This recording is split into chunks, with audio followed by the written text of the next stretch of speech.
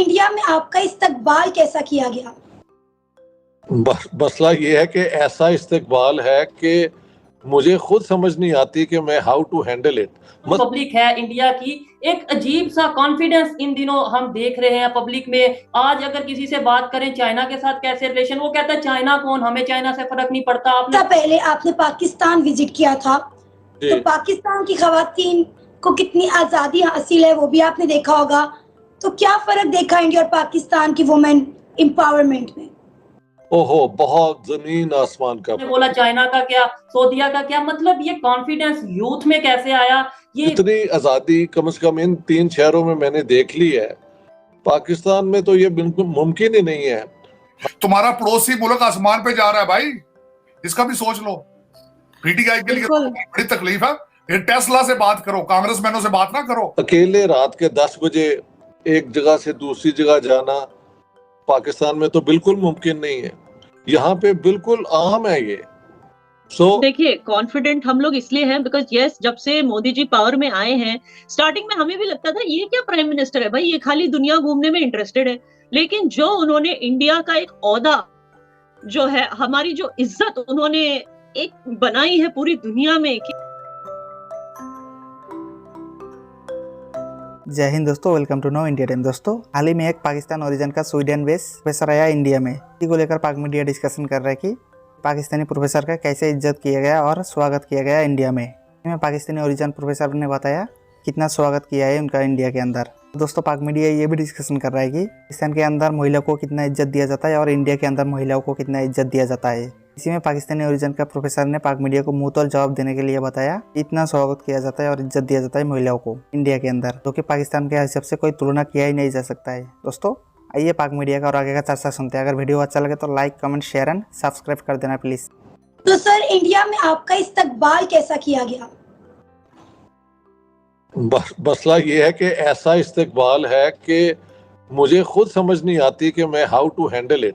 मसलन अभी कोई 1.5 घंटा पहले जब हम होटल में पहुंचे और तो रिसेप्शन पे 2 लेडीज जो हैं, एक ने मुझे देख के कहा कि जो हिंदुस्तान में तरीका है कि मैं आपका हर प्रोग्राम देखती हूँ, वो बाई चांस ही वाज देयर, उन्होंने मुझे पहचान लिया।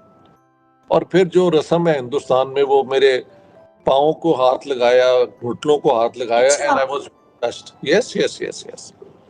तो ये वो लोग थे जो बाई चांस वहां पे थे होटल में, वो किसी के पास आए हुए थे। वेयर आई रीच्ड, तो वो वहां पे थे और एक एक दिन में 3 मेरे साथ मुलाकातें हो रही हैं। तो मेरा जो दोपहर का सोने का रूटीन है ना, वो ही डिस्टर्ब हुआ है। ये सर, हाल आपने बात की वुमेन पे के फ्रीडम पर, ऑर्गेनाइजेशन पर। कुछ अर्सा पहले आपने पाकिस्तान विजिट किया था, तो पाकिस्तान की खवातीन को कितनी आजादी हासिल है वो भी आपने देखा होगा। तो क्या फर्क देखा इंडिया और पाकिस्तान की वुमेन एम्पावरमेंट में? ओहो, बहुत जमीन आसमान का फर्क है, जमीन आसमान का। क्योंकि देखें, मुंबई से नासिक 180 किलोमीटर, ये Poona from Nashik is 210 kilometres. तो ये सारा एक तो रोड पे मैं देख रहा हूँ, एक शहरों के अंदर जो बाजार हैं, गलियां हैं, आम लड़कियां जो हैं जो चाहें वो ड्रेस पहन के मोटरसाइकिल पे वो चलाती हैं, वेस्पा स्कूटर्स हैं और किस्म के स्कूटर्स हैं।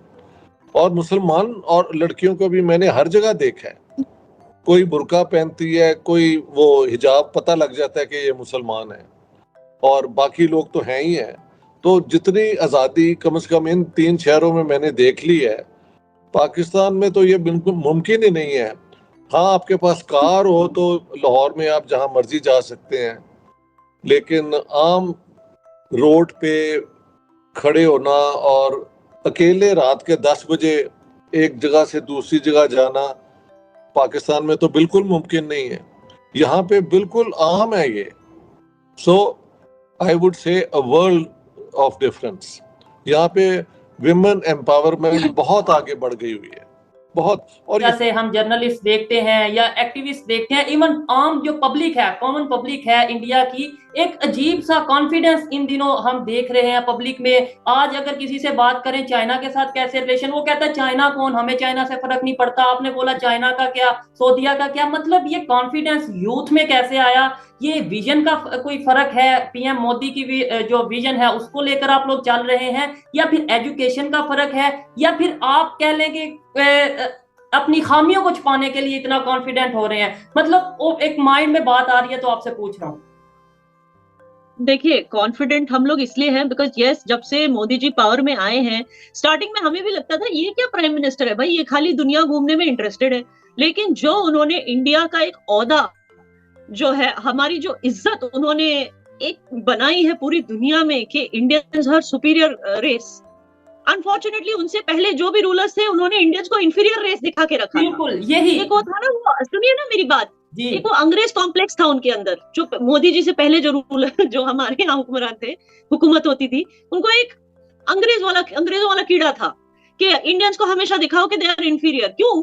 क्योंकि वर्ल्ड बैंक से वो भी बहुत सारा चंदा लेते थे कि भाई इंडियन भूखे नंगे हैं, मर रहे हैं, तो हमें उनके पेट भरने के लिए पैसा चाहिए। तो वर्ल्ड बैंक से बहुत बड़े बड़े फंड्स उठाया करते थे, जिसमें से शायद 1-2% वो इंडिया के डेवलपमेंट में डालते थे, बाकी अपनी तिजोरी में डालते थे। वरना आपको क्या लगता है, ये जो पूरा ऊपर से नीचे, जो कन्याकुमारी से कश्मीर तक जो चलकर जो इतनी बड़ी रैली करते हैं, ये सब फंडिंग कहाँ से आती है उनको? आप खुद सोचिए ना। तो एनीवे, पता नहीं कितने हजारों स्कैम्स हुए थे 60 सालों में, हर एक चीज में स्कैम। जब वर्ल्ड बैंक से पैसा आता था 2G लाने के लिए इंडिया में, उसमें भी स्कैम। जब वर्ल्ड बैंक से पैसा आता था कोल को यूज करके इंफ्रास्ट्रक्चर डेवलप करने के लिए, उसमें भी स्कैम। हर एक चीज में coal scam, 2G scam, 3G scam, हर एक स्कैम, कॉमनवेल्थ स्कैम, मतलब इतने स्कैम होते थे। तो आप सोचिए कि वो एक जमाना था। और आज एक जमाना है जब मोदी जी ने अपनी पूरी एनर्जी और अपनी पूरी गवर्नमेंट को इसी चीज में डाल दिया कि पूरी दुनिया में India should look like the fastest, not only look like but has proved itself to be one of the fastest developing economies। और लोगों की आप देखिए, हमारा पर कैपिटा इनकम बढ़ता जा रहा है, एजुकेशन सेक्टर में हम आगे बढ़ते जा रहे हैं। दुनिया के सबसे ज्यादा एजुकेटेड लोग तो इंडियंस ही है, ये तो आपको मानना चाहिए। दुनिया की जो भी आप कंट्री ले लो, जो सीईओज हैं, जिन कंट्रीज में जो बड़े बड़े कंपनीज हैं, फॉर्च्यून 500 कंपनीज में सबसे ज्यादा सीईओज इंडिया में है, इंडिया के हैं।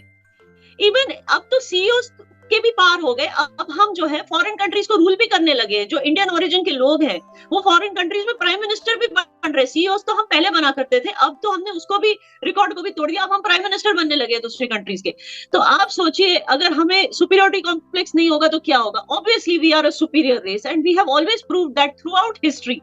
आप पूरे हिस्ट्री में ले लीजिए, हम कभी मुंह उठाकर किसी और की कंट्री में नहीं गए रूल करने के लिए, अटैक करने के लिए, लूटने के लिए। लेकिन हमारी कंट्री में हमेशा, चाहे वो अंग्रेज हैं, पोर्चुगीज हैं, चाहे वो अरबी हैं, सब हमारी कंट्री में घुसने की कोशिश उन्होंने की है।